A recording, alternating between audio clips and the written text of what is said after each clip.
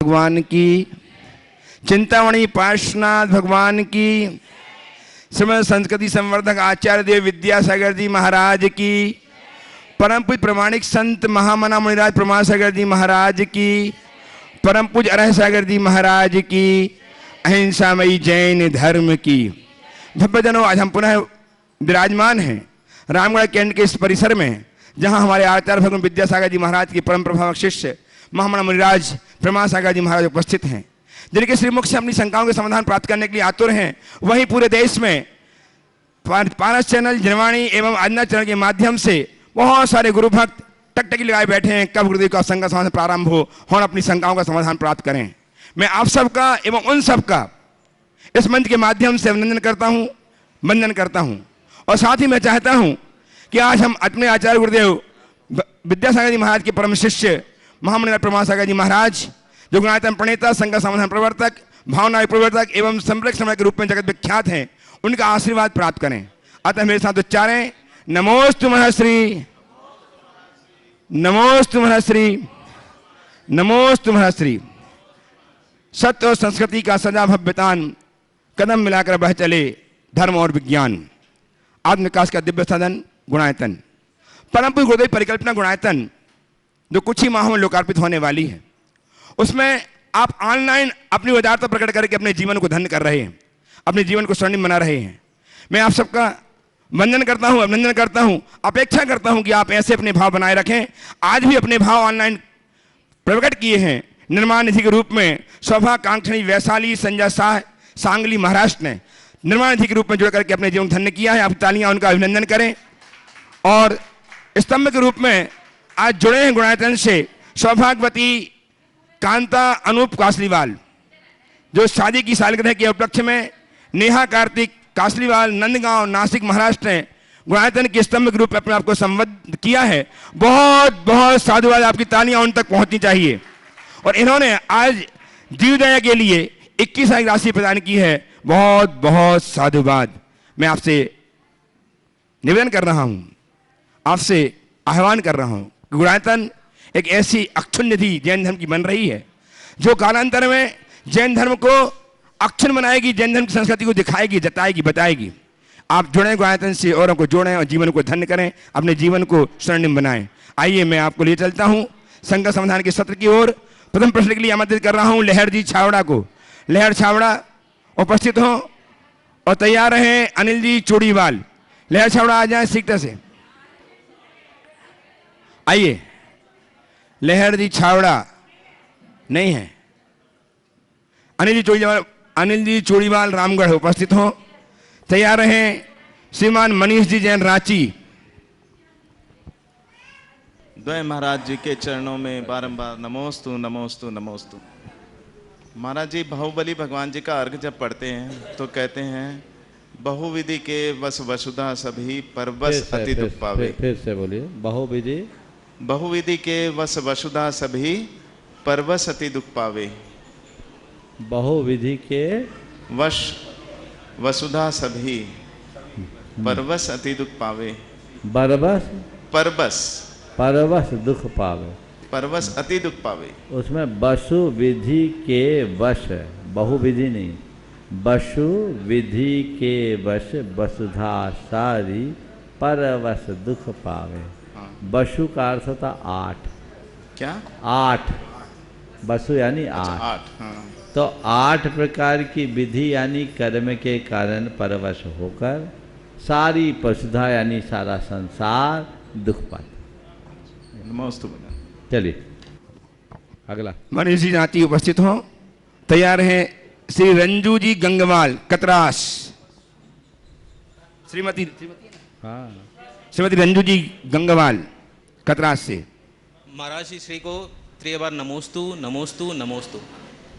महाराज जी, मैंने 2019 में 10 लक्षण व्रत का पालन किया था। ओ हाँ, बोले आप। हाँ। 2019 में 10 लक्षण व्रत का पालन किया था। तो वो करने के बाद मेरे दोस्तों ने मेरे से पूछा कि अहिंसा परमो धर्म बोलते हो, अहिंसा को मानते हो, लेकिन जब तुमने 10 दिन तक कुछ खाया नहीं, और तो जो अपने ऊपर जो शरीर पर जो हिंसा हो रही थी उसके बारे में तुम्हारा क्या कहना है? तो मेरे पास कोई जवाब नहीं था, और बड़ों से भी मैंने पूछा तो किसी से कुछ संतुष्टि। बहुत अच्छा सवाल है। देखिए, बात बिल्कुल सही है, अहिंसा हमारा धर्म है और हम जो कुछ भी करते वो अहिंसा के लिए ही करते हैं। उनसे बोलो कि 10 दिन का उपवास करने में हम 10 दिन तक सारे पापों से दूर रहे तो हमारी 10 दिन तक विशुद्ध अहिंसा की आराधना हुई कि नहीं हुई? खाने पीने में सब क्रियाएं करनी पड़ती, उसमें हिंसा होती। जब हम उपवास करते हैं तो आत्मा से हम अपनी निकटता जोड़ लेते हैं, तो बाकी हिंसा भी खत्म हो जाती। समझ गए? हमारी साधना में उपवास के दिन एक बात और जोड़ा गया जो बहुत लोग नहीं करते हैं, कि उपवास के दिन स्नान भी मत करो। हमें कोई हिंसा ही नहीं करनी, किसी प्रकार की प्रवृत्ति ही नहीं करनी, निर्वृत्ति में जीना। तो पहली बात, उपवास एक व्रत है, साधना है, और व्रत पाप के निवारण का माध्यम है, पाप का कारण नहीं। दूसरी बात, अगर हम अपने आप को कष्ट देने के लिए उपवास करें तो हम हिंसा के भागी होंगे, लेकिन अपने मन को मस्त बनाने के लिए उपवास करें तो हमारी अहिंसा पुष्ट होगी। हाँ, वो तो आपने अपने शरीर को सुखाने के लिए उपवास किया था नहीं, मैंने या तो अपने मन को रमाने के लिए? मन को रमाने के लिए। तो इसमें हिंसा कहाँ? हिंसा अहिंसा का संबंध हमारे भावों से। अगर कोई आदमी को जबरदस्ती भूखा रखा जाए तो अन्न पान निरोध नाम की हिंसा है, इसका हमारे यहाँ निषेध है। लेकिन कोई भूख पर विजय पाने के लिए खुद कम खाए तो ये उसका अनशन या उनोदर नाम का तप है, तप धर्म है, और हिंसा पाप है। इसलिए इन दोनों में मौलिक अंतर है।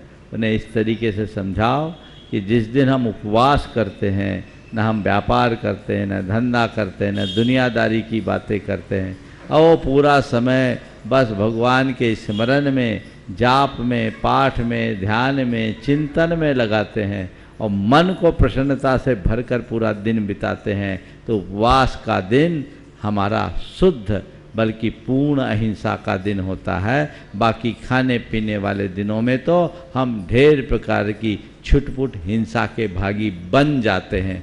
वो हमारे लिए अपने साथ जुड़ने का एक अद्भुत मौका बने। आइए श्रीमती रंजू जी गंगवाल कतराश से, और तैयार हैं श्री कमल जी पाटनी रामगढ़। कमल जी पाटनी। जय मुनि राजों के चरणों में सादर नमोस्तु नमोस्तु नमोस्तु। महाराज श्री, क्या हमारा खुश रहना हमारे खुद के ऊपर निर्भर करता है? अगर कोई व्यक्ति के पास सब कुछ है और जो नहीं है उसको लेकर वो दुखी रहता है, जैसे किसी के पास कुछ है, सब कुछ है, और जो चीज़ नहीं है उसको लेकर वो दुखी रहता है, और जो चीज़ है उसको लेकर वो खुश नहीं है, तो उस आदमी को कैसे खुश रखा जा सकता? ऐसे आदमी को भगवान भी खुश नहीं रखते। एक बार एक आदमी आया, उसके साथ उसकी धर्म पत्नी भी थी। चेहरा थोड़ा उदास सा दिख रहा। मैंने पूछा, भाई क्या बात है, बहुत परेशान से दिख रहे? बोले, क्या करूं महाराज, 2 लाख का नुकसान हो गया। 2 लाख का नुकसान हो गया। मैंने पूछा क्या हो गया? तो पत्नी ने बीच में ही कहा कि महाराज जी छोड़िए ने इनकी बातों को, ये नहीं कहते कि 1 लाख का फायदा होगा। मैंने पूछा क्या मामला है? बोला, महाराज जी कल ही इन्होंने 1900 के खरीद का चना, ये करीब 15 साल पुरानी बात है, अभी तो चना महंगा हो गया होगा, 1900 के खरीद का चना 2100 में बेचा, तो 1 लाख का फायदा हुआ। आज उसके भाव बढ़ गए तो कह रहे 2 लाख का नुकसान होगा। अब इसको कौन बोल सकता है? ऐसा आदमी को भगवान भी सुखी नहीं कर सकता। खुशी उसी के हृदय में प्रकट होती है जो अपनी स्थिति में संतुष्ट रहने की कला जानता है। इसलिए इस धरती पर सबसे बड़ा धन संतोष धन कहा जाता है। आइए श्रीमान कमल जी पाटनी रामगढ़ तैयार है, मानिक जी पाटनी रामगढ़ से ही। नमोस्तु महाराज श्री। हम जो मस्तक पे तिलक लगाते हैं वो कितने प्रकार के होते हैं, इनका हमें क्या लाभ मिलता है? देखिए, तिलक हमारे भारतीय परंपरा का एक बड़ा श्रेष्ठ प्रतीक है। कई तरीके से विभिन्न परंपराओं में तिलक लगाए जाते हैं। गोल तिलक लगाया जाता है, लंबा तिलक लगाया जाता है, आड़ा तिलक लगाया जाता है, ओंकार की आकृति का तिलक लगाया जाता है, अलग अलग परंपराओं में। जैन परंपराओं में जो मुख्य रूप से तिलक पूजा के समय में है वो गोल लगाया जाता है तिलक, और वह भी चंदन का मुख्य रूप से लगाया जाता है। हमारे यहाँ जो भारत में तिलक लगाने की परंपरा है, चंदन का तिलक अथवा रोली का तिलक, ये दो ही मुख्य रूप से तिलक लगाना चाहिए। चंदन के तिलक लगाने से यहाँ हमारा जो आज्ञा चक्र होता है, जिसे हम विशुद्धि केंद्र भी कहते हैं, उसे वो नियंत्रित करता है। और रोली का जो तिलक लगता था, जो आजकल लगभग लुप्त होता जा रहा है, रोली के साथ अक्षत के पुंज लगाते थे। रोली सकारात्मक ऊर्जा का संवाहक है। एक बात आप लोगों को मैं बोल रहा हूँ, बहुत ध्यान से सुनना, खासकर गृहिणियाँ। हमारे यहाँ पहले घरों में दरवाजों पर अल्पना रचे जाते थे, मांडना मांडते थे। किसका बनाते थे? रोली का, गेरू का, खड़िया का। वो क्यों बनाया जाता था पता है? गेरू नकारात्मक ऊर्जा को रोकता है, इसलिए दरवाजे पर वो बनाए जाते थे। हर मांगलिक कार्य में गेरू का और खड़िया मिट्टी का मांडल मानकर वहाँ व्यक्ति को बिठाया जाए, पाटा भी लगाया जाए तो उस पर भी बनाया जाता। ये नकारात्मकता को दूर करने का प्रतीक था। आज आप सब लोग भूलते जा रहे हैं। अब तो बने बनाए प्रिंटेड चिपकाते हैं, और जो बाइंडिंग एजेंट है उसमें घोर नेगेटिविटी रहती है, जिससे उसको चिपकाया जाता है। बिल्कुल कहीं मत लगाना घर में। जो भी घर में इस तरह का प्रतीक लगाना है, गेरू से लगा। पहले गेरू से स्वस्तिक भी बनाया जाता था। तो नकारात्मकता को रोकना और सकारात्मकता को बढ़ाने की व्यवस्था हमारे द्वार पर ही रहती थी। इसी तरह रोली का जो तिलक लगाते हैं वो हमारे मन को एक अद्भुत सुकून देता है, शांति देता है, प्रसन्नता देते हैं। और रोली का एक अलग तेज भी होता है। लोग इन सब चीज़ों को भूलते जा रहे हैं और आजकल सब केमिकल वेस्ट चीज़ों का अंधानुकरण करते जा रहे हैं। इन पर रोक लगनी चाहिए। हमें अपनी मौलिक परंपरा को पहचान कर उसी अनुरूप अपना व्यवहार करना चाहिए। एक प्रश्न और है। एक ही उपस्थित हों श्रीमान मानिक जी पाटनी रामगढ़ से, और तैयार हैं सुश्री यशस्वी अपनी मातुश्री नीलम जी के साथ रामगढ़ रांची से। दोनों मुनिवर गुरुवर को मेरा बारंबार नमोस्तु नमोस्तु नमोस्तु। मुनिश्री, मेरा प्रश्न आज के जीवन समस्याओं से है। चोरी और सेनाजोरी की बढ़ती प्रवृत्ति से हम कैसे बचें, क्योंकि ये बीमारी सभी वर्गों में, समाज के सभी वर्गों में हर समय बढ़ते जा रही है। देखिए, चोरी और सीनाजोरी बिल्कुल ठीक कह रहे, बड़ी गंभीर बीमारी है और आजकल ऐसे प्रकरण बढ़ रहे हैं। पर ये किनमें है, सबसे पहले हमें ये जानना जरूरी है। ये मनुष्य के मन में पलने वाली अहमन्यता का कुपरिणाम है। जिसके मन में जितनी प्रगाढ़ अहमन्यता होगी वो ऐसा ही करेगा। अभिमानी व्यक्ति कभी अपनी गलती को स्वीकार नहीं करता। अपनी गलती को स्वीकार न करना और अपनी गलती का दूसरों पर आरोप लगाना, ये दोनों अभिमान के ही लक्षण हैं। तो आजकल अभिमानियों की भरमार होते जा रही है दिन ब दिन। इससे हमें बचना है तो अभिमान को मिटाकर सरलता को जगाना होगा। हृदय में जब सरलता का भाव जागृत होता है तभी हम सबका रास्ता प्रशस्त होता है। नमस्ते गुरुदेव। उपस्थित हों सुश्री यशस्वी मातुश्री नीलम जी अजमेरा के साथ रामगढ़ से। तैयार रहें प्रिया राजन जी पाटनी जो पंचकर्म प्रतिष्ठा महोत्सव के कुबेर इंद्र को पद शोभायमान कर रहे हैं और ट्रस्टी गुणायतन हैं रामगढ़ से। नमोस्तु महर्षि, नमोस्तु महर्षि। मेरा प्रश्न ये है कि हमें माता पिता की सेवा करनी चाहिए कि भगवान जी की?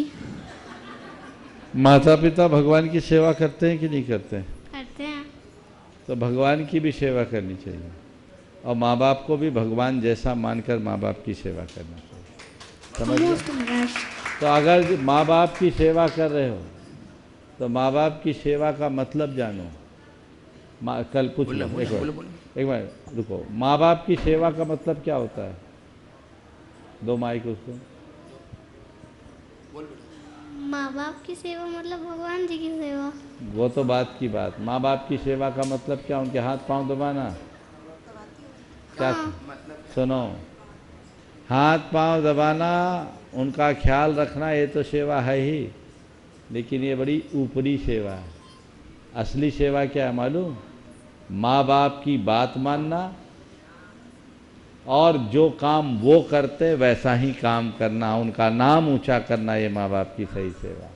समझ गए? तो माँ बाप की सेवा करना चाहते हो तो क्या करो? माँ बाप भगवान की सेवा करते हैं तो तुम भी भगवान की सेवा करो ताकि तुम्हारे माँ बाप को और अधिक प्रसन्नता हो। समझ गए? और माँ बाप को भगवान के समान मानकर चलो। बोलिए।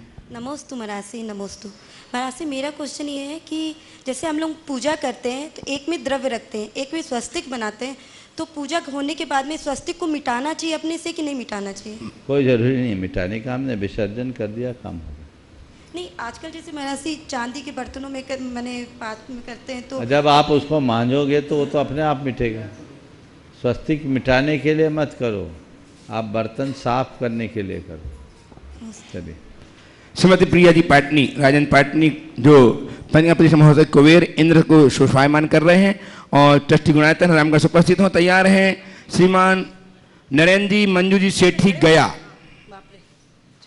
से नरेंद्र जी मंजू जी सेठी उपस्थित हों। द्वय मुनि राजों के चरणों में बारंबार नमोस्तु नमोस्तु नमोस्तु महर्षि। महर्षि, आपके आने से रामगढ़ में चारों ओर खुशियाँ ही खुशियाँ छा गई है, सारा रामगढ़ प्रमाणमय हो गया है। तो सब एक बार जयकारा लगाइए। जयकारा गुरुदेव का, जयकारा गुरुदेव का, जयकारा गुरुदेव का। महर्षि, तुलसीदास जी के ये कथन, ढोल शूद्र पशु और नारी ये सब है ताड़न के अधिकारी, तो ऐसा उन्होंने क्यों कहा रामायण में, जबकि उन्होंने सीता माँ का इतना आदर सम्मान भी किया है, फिर नारी के प्रति उनकी ढोल गंवार शूद्र पशु नारी ये सब हैं ताड़न के अधिकारी। खड़े रहे।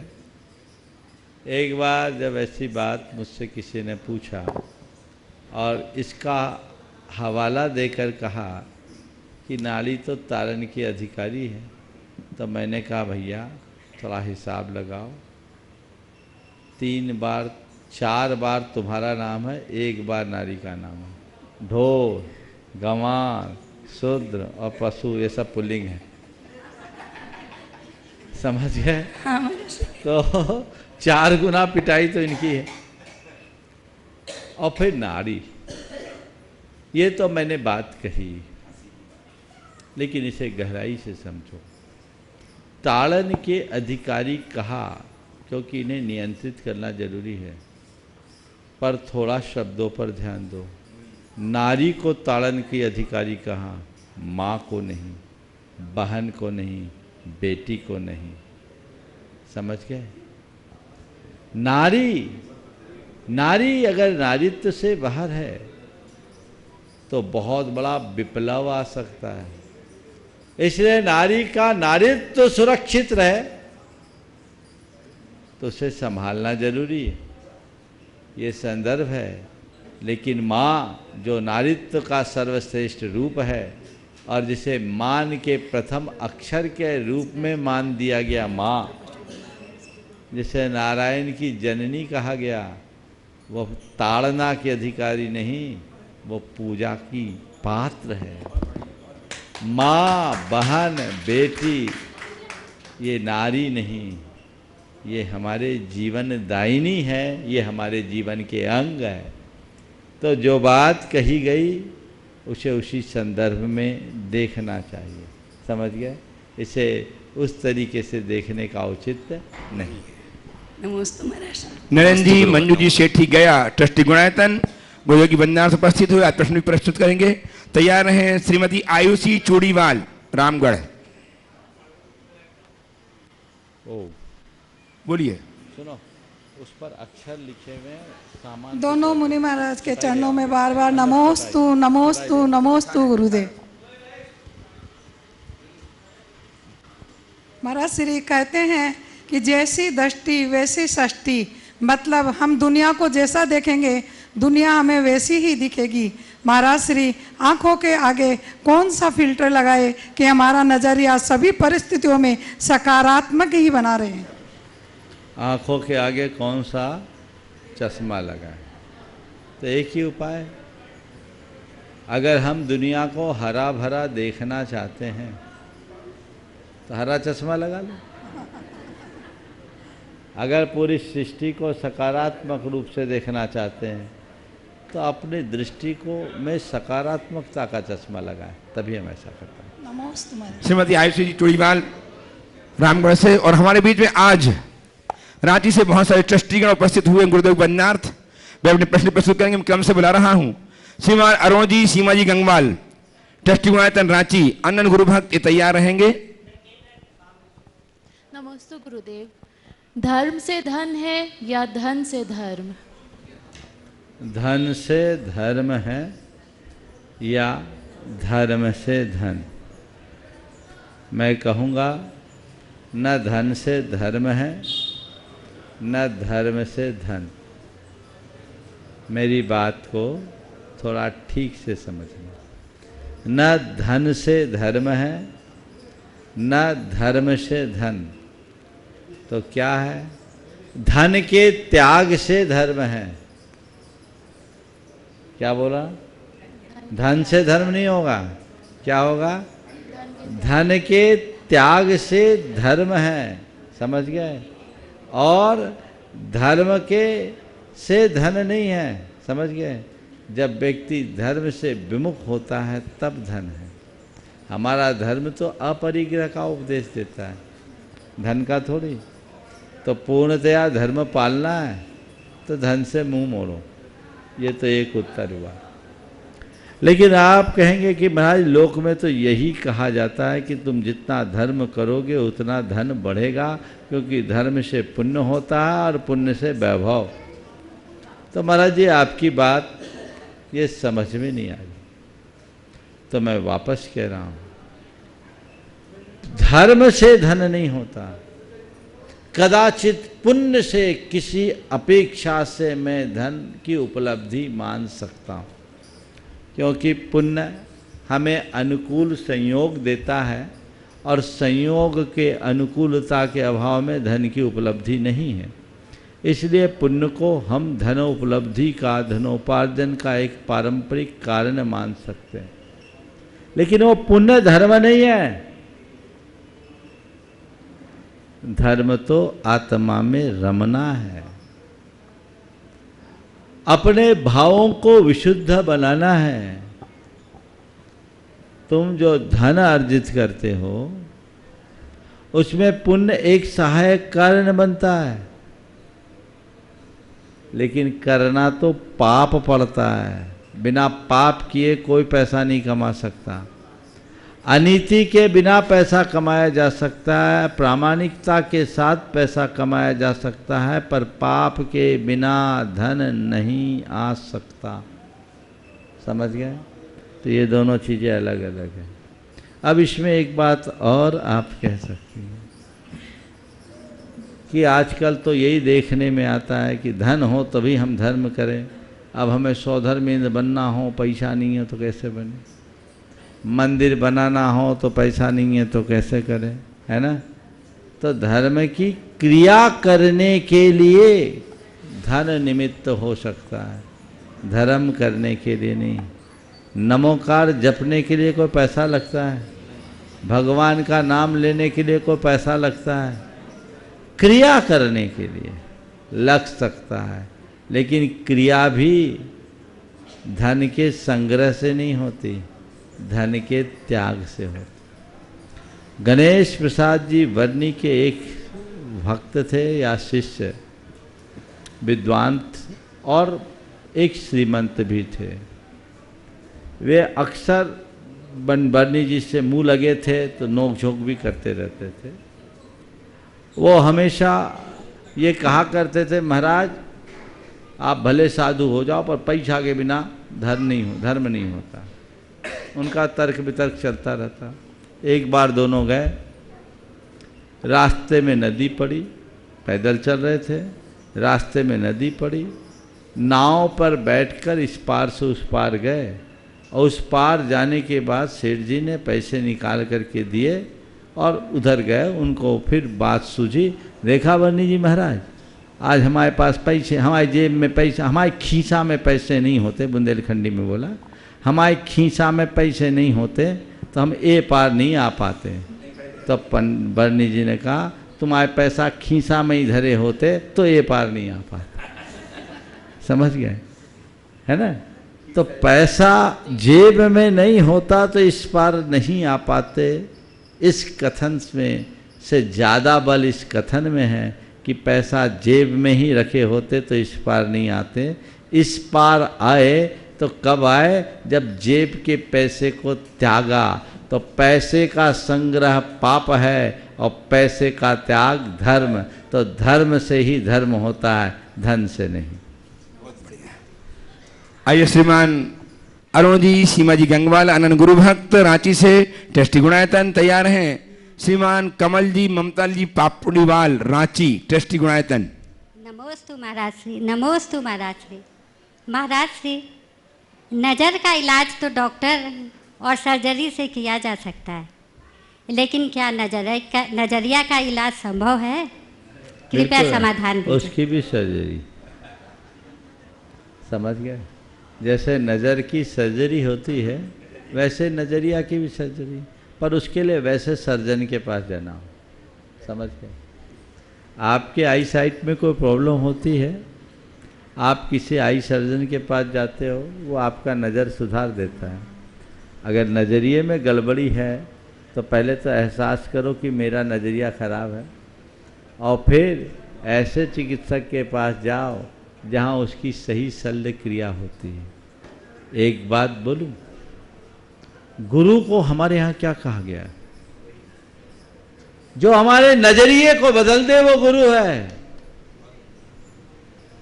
हम लोग बोलते हैं अज्ञान तिमिरांधस्य ज्ञानांजन शलाकया चक्षुरुन्मीलितं येन तस्मै श्री गुरुवे नमः। अज्ञान रूप अंधेरे से जिसकी आंखें अंधी हो गई है,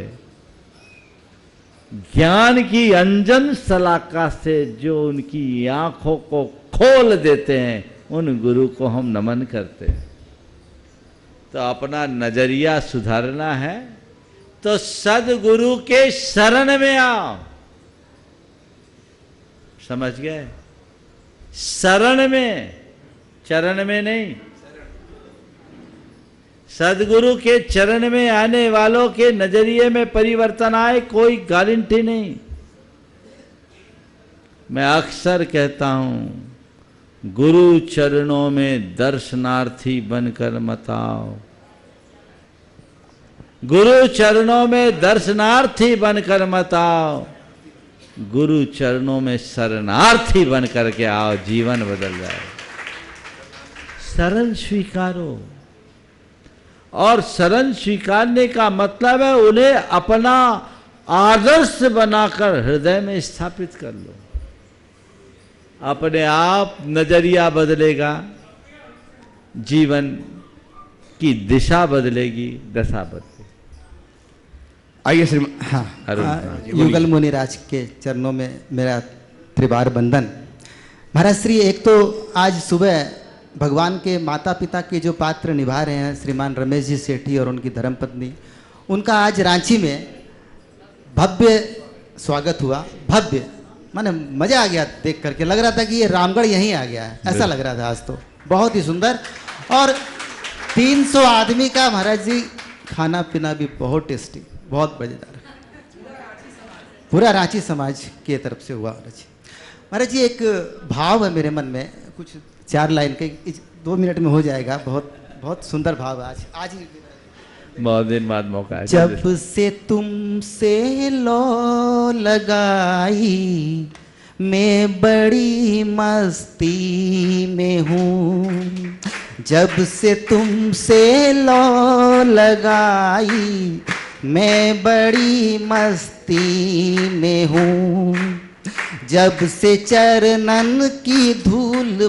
पाई मैं बड़ी मस्ती में हूँ, छा गई आँखों में दिल में बस तेरी दीवानगी, तू ही तू बस दे दिखाई मैं बड़ी मस्ती में हूँ, जब से तुमसे लो लगाई मैं बड़ी मस्ती में हूँ। आखिरी लाइन है छोटा सा।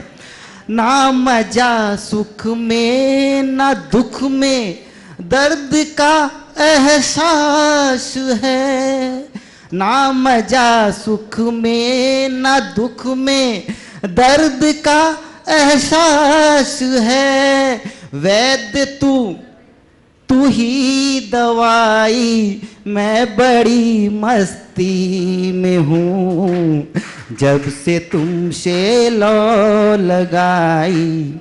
प्रश्न मेरा महाराज श्री बहुत दिन से मन में था, हिम्मत नहीं हो रही थी कि सार्वजनिक मंच से प्रश्न करूं कि नहीं, लेकिन आज मैं बहुत हिम्मत जुटा के प्रश्न कर रहा हूं। महाराज जी प्रश्न का शीर्षक है आप है क्या। पिछले 2006 से मैं जुड़ा हूं महाराज श्री, कई पंचकल्याणक, कई गीता रामायण पर प्रवचन, बड़े बड़े वो धर्म बचाओ सम्मेलन में संलेखना वाली बातें, एक से एक कार्यक्रम महाराज श्री। कभी आप शिक्षाविद से बात करते हैं तो ऐसी बात करते हैं जो शिक्षाविद को पता नहीं, इंजीनियर से बात करते हैं वो आंखें फटी रह जाती है। अभी वो एक शिल्पकार को मैंने लाया, कुछ आपने ऐसे ऐसे शब्द यूज किए, वो बोला महाराज श्री तो गजब के हैं जो हमको भी जानकारी नहीं है। उद्योगपति लोग बोलते हैं ये ज्ञान इनके पास कहाँ से है, व्यापारी लोग आपसे शिक्षा लेते हैं, महाराज श्री ये क्या है, आप है क्या महाराज श्री, इसका राज बता दीजिए आप।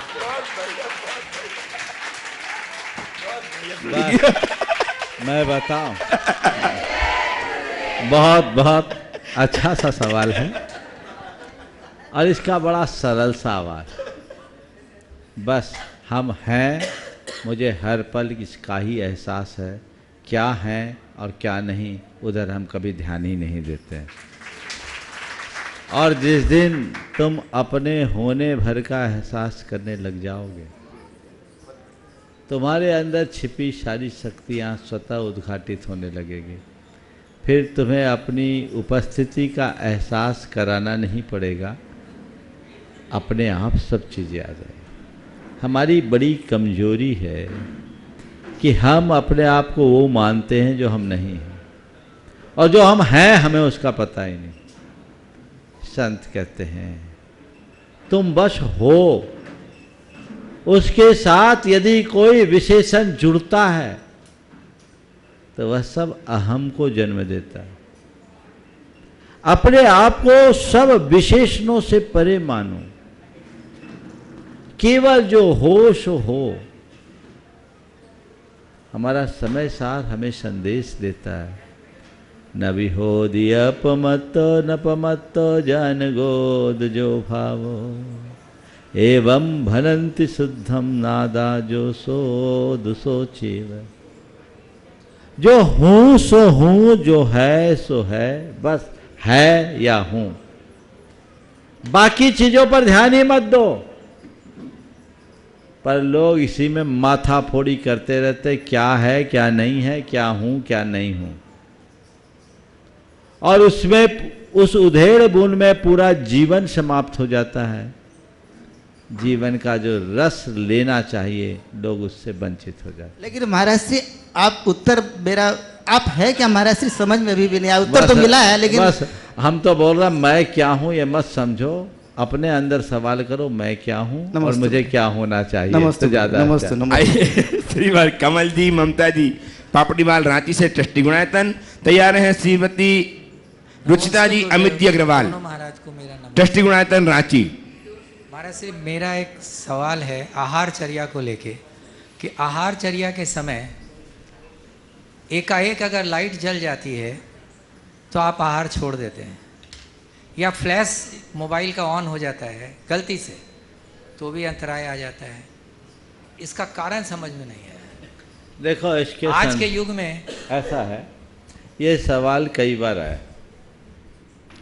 लेकिन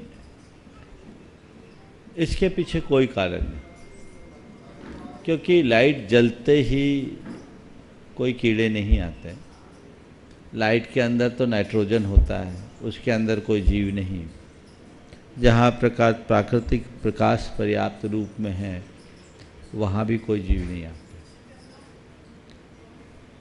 एक बार ऐसा हुआ, 1992 की बात है, जनवरी की, सतना से चातुर्मास करके हम लोग जबलपुर आए थे। रास्ते में अमरपाटन में हमारा प्रवास हुआ, आहार चल रहा था और एक बहन जी का सिर स्विच बोर्ड में लग गया। 3 स्विच थे, 2 बाहर के एक भीतर के, भीतर वाली स्विच दबी और लाइट जल गई। मैंने अंतराय कर दिया। अब चूंकि अंतराय करते आ रहे थे इसलिए कर दिया। गुरुदेव से मैंने पूछा, जब हम लोग जबलपुर पहुंचे पूरा संघ था, कि इतने मात्र में क्या है। तो गुरुजी ने कहा अगर जल गया, लोग उसमें लेकर के घबराए नहीं, इधर उधर न करे तो चीज़ों को नज़रअंदाज कर सकते हैं। लेकिन अरे लाइट जल गई, आप लोग हल्ला ज़्यादा करते हैं। तो उन्होंने एक वाक्य आखिरी में कहा कि आहार लेके दिन भर विकल्प करने से अच्छा अंतराय करके निर्विकल्प रहना है। पर आप पूछो क्यों करते हैं, कोई कारण नहीं, करते आ रहे हैं सो करते हैं। तो इसमें क्या है, आप लोगों को सुझाव, अगर जल जाए हल्ला मत करो। महाराज को पता नहीं, न जलाओ न बुताओ, जो हो सा होन दो। आगे समझ हमको दिख जाएगा, हल्ला तुम करोगे तब न गड़बड़ है। इसका कोई तुक नहीं। साधु का ध्यान ही मत ले जाओ उधर, अपनी कुशलता से करो। और फ्लैश से कुछ नहीं होता, पर फिर भी हर साधु की इस विषय में अपनी अलग धारणा है। आहार का मामला है, मैं कह दूं फ्लैश जलने से कुछ नहीं होता और कोई साधु को फ्लैश से एतराज़ हो, वो जल जाए अंतराय कर दो, तो मेरे सिर पर ठीकरा फोड़ोगे। महाराज ने तो बताया था, ये महाराज ने ऐसा कर दिया। तो आहारचर्या के संदर्भ में कोई साधु हो, आप उनसे व्यक्तिगत उनकी चर्या की जानकारी ले, उनके संघ के लोगों से ले और उनकी चर्या के अनुरूप वर्तन करें, क्योंकि ये सब चीज़ें मूल में नहीं है। अब अलग अलग विचारधारा, मैं वैज्ञानिक सोच रखता हूँ, पर कई लोग तो लाइट में निकलते भी नहीं। लाइट में निकलते तो कहते हैं कि कंबल ओढ़ के निकलो, एक परंपरा ये भी है ऐसा अपने। हाँ, ऐसा क्यों? वो उनकी मान्यता कि लाइट में जीव है, नहीं दिगंबर में नहीं है, अलग अलग परंपरा है। तो कहने का तात्पर्य ये है, हम अपना और जो हमारे संघ में होता उसके विषय में बता सकते हैं। बाकी के विषय में हम कोई स्पष्ट उद्घोष नहीं कर सकते, पर ये सुझाव जरूर दूंगा कि आप जब भी साधु संतों की चर्या से जुड़े, खासकर आहार चर्या से, तो पहले जानकारी प्राप्त करें, फिर उनके अनुरूप करें तो ज़्यादा अच्छा है। आइए श्रीमान सुभाष जी, अमित जी, रुचिता जी अग्रवाल रांची से ट्रस्टी गुणायतन, और तैयार हैं श्रीमान सुभाष जी विनायका, मंत्री दिगंबर जैन समाज रांची। सुभाष जी विनायका। दोनों माश्री के चरणों में नमस्तु नमस्तु नमस्तु। आपके प्रवचन व शंका समाधान मैं रोज ही ऑनलाइन पे सुनती हूँ।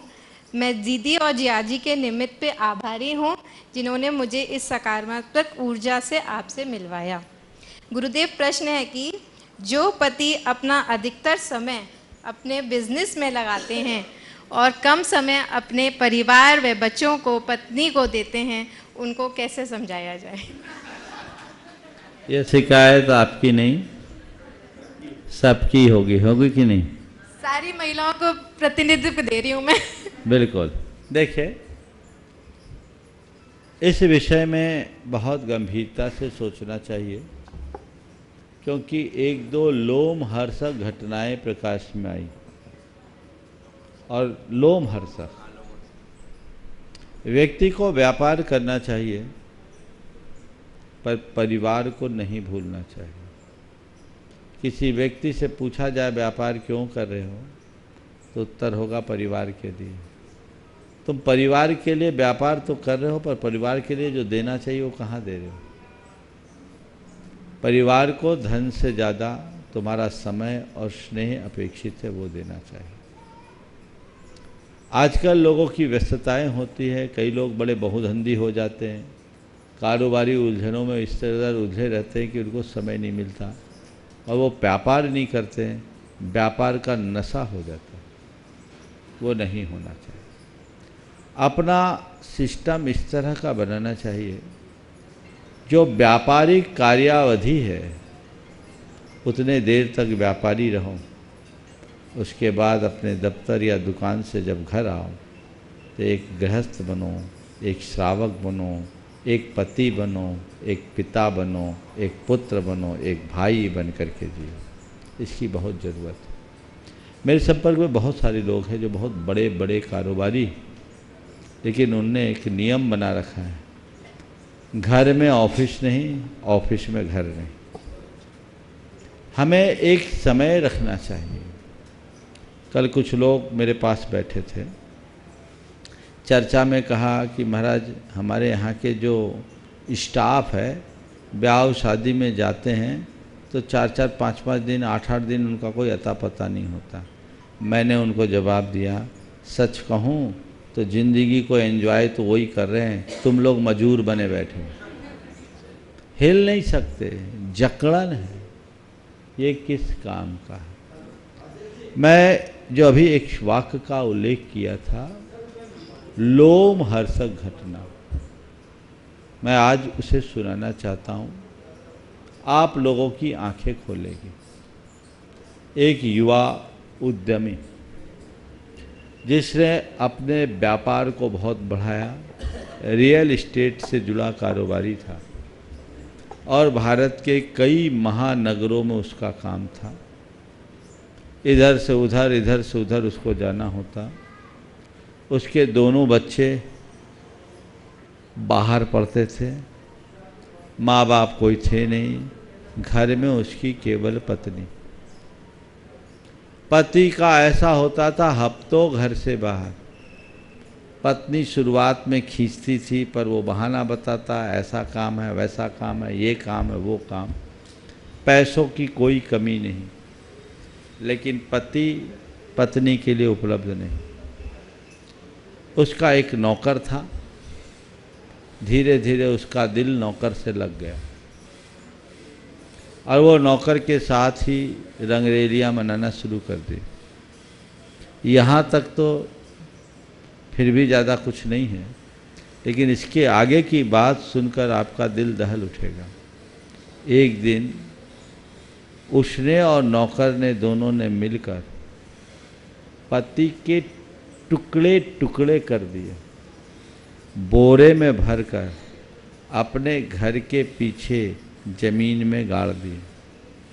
5000 वर्ग फुट का जिनका बंगला और उसमें रहने वाली एक धर्मपत्नी और कुछ नौकर उसके साथ मिलकर गाड़ दिए। बाद में भेद खुला, उसे गिरफ्तार किया गया। उस महिला ने जो बयान दिया, आप लोगों को भी पता होगा, ये पूरे देश में लगभग ये घटना 2010 के आसपास की है, पूरे देश में ये घटना प्रचारित हुई। तो उस महिला ने यही कहा, क्या बताऊं, गलती मेरी है, पर मेरा पति खो गया तो मैं क्या करता, मेरी बुद्धि ऐसी हो गई, मेरी मति मर गई।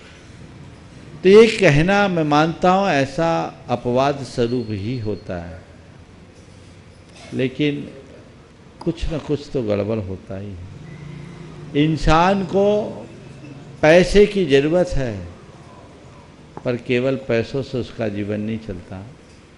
पैसे से ज़्यादा कीमती प्रेम है, जिसे बना करके चलना चाहिए, उसे मेंटेन करना चाहिए।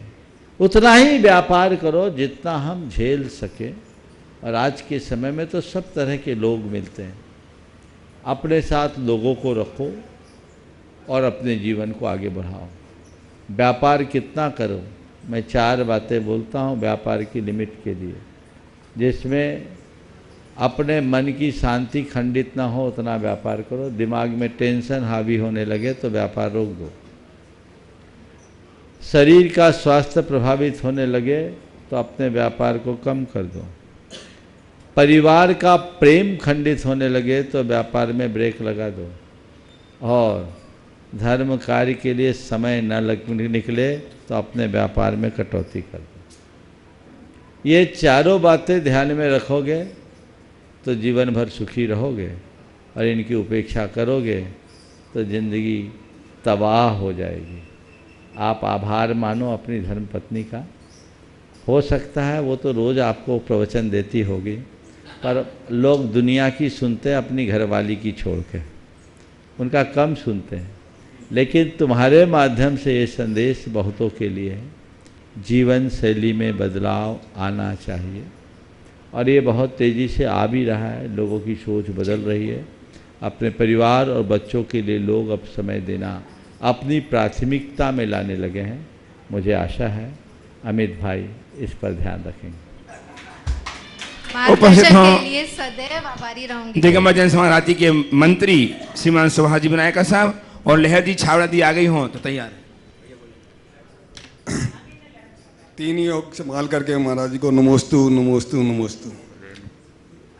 महाराज श्री 5 पाप बताया, अहिंसा, हिंसा, झूठ, चोरी, कुशील, परिग्रह, और इसके विपरीत सत्य, अहिंसा, आचर्य, ब्रह्मचर्य, अपरिग्रह की बात कही गई, लेकिन उसको पाप बताया गया, इनको पुण्य नहीं बताया गया। तो ऐसा क्यों कि पुण्य की बात जब आनी चाहिए तो उसको शामिल क्यों नहीं किया जा रहा है? नमस्ते। बहुत अच्छी बात है। देखिए, अहिंसा, हिंसा, झूठ, चोरी और परिग्रह, कुशील और परिग्रह, ये पाप है। आपका कहना ठीक है, अहिंसा, सत्य, आचर्य, ब्रह्मचर्य और अपरिग्रह को हम पुण्य क्यों नहीं बोलते हैं? नहीं, ये पुण्य नहीं है, व्रत है। व्रत पुण्य से ऊपर है, समझ गए? पाप पर नियंत्रण लाना और पुराने पाप को झड़ाने का, पाप को रोकने और पूर्व अर्जित पाप को झड़ाने की प्रक्रिया का नाम व्रत है। पुण्य तो केवल अपने ऊपर एक लेप है, व्रत लेप नहीं है। व्रत कर्म निर्जरा का साधन है, संवर का साधन है। इसलिए व्रतों को पुण्य मत मानो, व्रत को पुण्य से और ऊपर के दर्जे की साधना मानो। नमस्ते महाराज, नमस्ते। आइए लहर छावड़ा, और मैं आमंत्रित कर रहा हूँ आदरणीय श्रद्धेय भैया भैया जी को विशेष सूचनाओं के साथ। 20 तारीख से पंच प्रतिष्ठा महोत्सव प्रारंभ होने जा रहा है और सूचनाएं लेकर भैया जी आ रहे हैं। दोनों महाराज जी को नमोस्तु नमोस्तु नमोस्तु। महाराज जी, मेरा ये प्रश्न है, दर्शन पात में पतित पावन मेय पावन चरण आयु शरण जी यो विरद आप निहार स्वामी मेठ जामन मरुण जी, उसमें विरोध का मतलब क्या होता है? विरध या विरध दोनों शब्द, विरध और विरोध 2 शब्द है। विरत का अर्थ होता है अपनी नामवरी, अपनी गुडविल। आपका लोक में नाम है कि आप जगत उद्धारक हो, आप पतित उद्धारक हो, आप अपनी शरण में आने वाले पतित जनों को भी पावन बना देते हो। और भगवान, मैं तो आपकी इसी नाम को सुनकर आपके पास आया कि आप दीन दयाल हो, आप कृपा निधान हो, आप करुणा की खान हो, सबके दुखों को नष्ट करने वाले हो। मैं ये सुनकर आया। तो आप जो आपके चरणों में आता है उसका आप कल्याण कर देते हो। आपकी लोक में ऐसी पहचान है, ऐसी ख्याति है, ऐसी नामवरी है, ऐसी गुडविल है। अब मैं आपके चरण में आ गया हूँ। अब मेरा तो जो मैं हूँ सो हूँ, पहले से बिगड़ा हूँ। मैं नहीं सुधरा तो मेरा तो कुछ नहीं बिगड़ेगा, ऑलरेडी बिगड़ा हूँ। पर आप तय कर लो, नाम आपका खराब होगा। इसलिए अपने नाम को संभालने के लिए मेरा कल्याण कर दो, ताकि लोक में नाम बना रहे कि भगवान पतितोद्धारक है। समझ गए? विरुद्ध का अर्थ ये। आइए भैया जी, उसके पूर्व में आज उपस्थित हैं सुरेश प्रसाद जी अग्रवाल, जिन्होंने 10-12 वर्ष पूर्व गुरुदेव से प्रेरित होकर के शानदार फाउंडेशन की स्थापना की थी। आज उपस्थित हैं। आए गुरुदेव चरण की वंदना करें, आशीर्वाद प्राप्त करें। और ललिता जी फरीदाबाद, वो भी अपने स्थान से खड़े होकर गुरुदेव की वंदना कर लें। परम पूज्य मुनिवर केसरी चरणों में कोटि से नमन। 2 दिन है शेष और रामगढ़ कैंट में होंगे 7 दिन विशेष। आगामी 14 मई से 20 मई से 26 मई तक परम पूज्य युगल मुनि आज के सानिध्य में जो सपना 10 साल पहले देखा था वो सपना साकार हो रहा है। तैयारियां लगभग पूर्णता हो चुकी हैं और लोगों के घर में रिश्तेदारों का आना भी प्रारंभ हो चुका है। कल सायंकालीन बेला में जिन प्रतिमाओं की प्रतिष्ठा होना है, बड़ी प्रतिमाएं तीनों जिनालय में विराजमान हो चुकी हैं। बस हमें आपको तैयारी करना है और जो श्रावक श्राविका यहाँ पर आ रहे हैं अपने आने की सूचना व्यवस्थित दें, जिससे हम उनके आवास भोजन आदि की व्यवस्था व्यवस्थित कर सकें। पुनः आह्वान करना चाहूँगा सुधी श्रावकों के लिए और साथ साथ रामगढ़ कैंट दिगंबर जैन समाज के श्रावकों के लिए कि आपके जितने रिश्तेदार हैं सबको बुलाएं। अद्भुत, अतिशयकारी, अकल्पनीय ये प्रतिष्ठा महोत्सव होने जा रहा है। और इस महोत्सव में क्या क्या होगा हम नहीं जानते हैं, ये तो गुरुवर जानते हैं। और जिनालय में प्रतिमा जो विराजमान है वही। बस मैं इतना ही कहना चाहूँगा कि आप मानसिकता बना लें। 20 तारीख से घट यात्रा, श्री जी की शोभा यात्रा और ध्वजारोहण के माध्यम से हमारा 7 दिवसीय महाअनुष्ठान का शुभारंभ हो जाएगा, जिसका सीधा प्रसारण आदिनाथ चैनल पर दिखाया जाएगा। उपस्थित हो श्रीमती रेणु जी, प्रतिष्ठाचार्य ब्रह्मचारी अभय जी, बहुत उत्साह के साथ आप सबका उत्साह वर्धन कर रहे थे।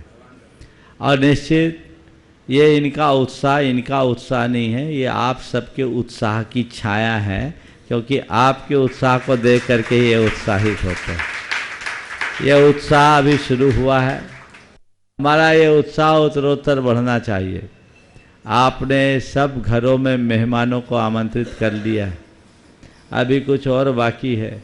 लोगों को प्रेरित करो कि कोई इस दृश्य को देखने में वंचित ना हो जाए, आए, इसमें सहभागिता ले।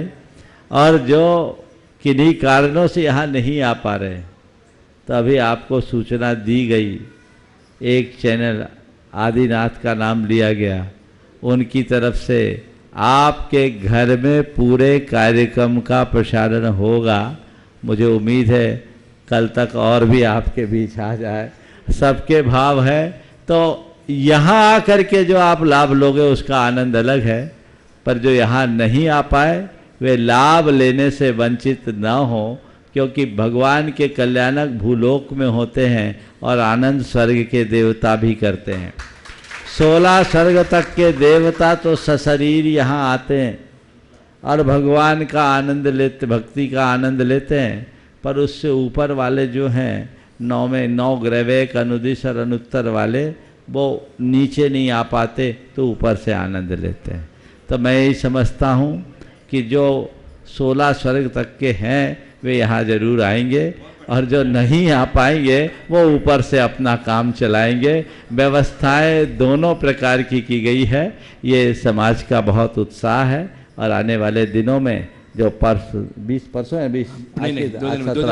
18, 19, 20 तारीख को ध्वजारोहण से इसकी शुरुआत होगी और ये भी आपके रामगढ़ के एक अच्छे सुश्रावक के कर कमलों से ध्वजारोहण संपन्न होना है।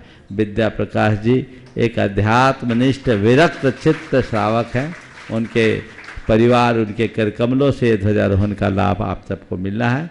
निश्चित इस सब का लाभ आप सबको उठाना चाहिए और इस अनुष्ठान को जितना भव्य आपने मंदिर बनाया है, आपका पंचकलानक उससे 21 होना चाहिए, इसमें कोई कमी नहीं होनी चाहिए और ये सब केवल और केवल आपके उत्साह से होगा। और इस कार्य में मैं चाहूँगा समाज के साथ साथ यहाँ की आम जनों को भी उसमें जोड़ना चाहिए। रामगढ़ में बड़ी समरसता है, सभी लोग उसमें सहभागी होते हैं, यहाँ भी नियमित सब उपस्थिति अपनी दे रहे हैं। ये भगवान का आयोजन है, आयोजक भले कोई और हो, आयोजन में सबकी सहभागिता होनी चाहिए।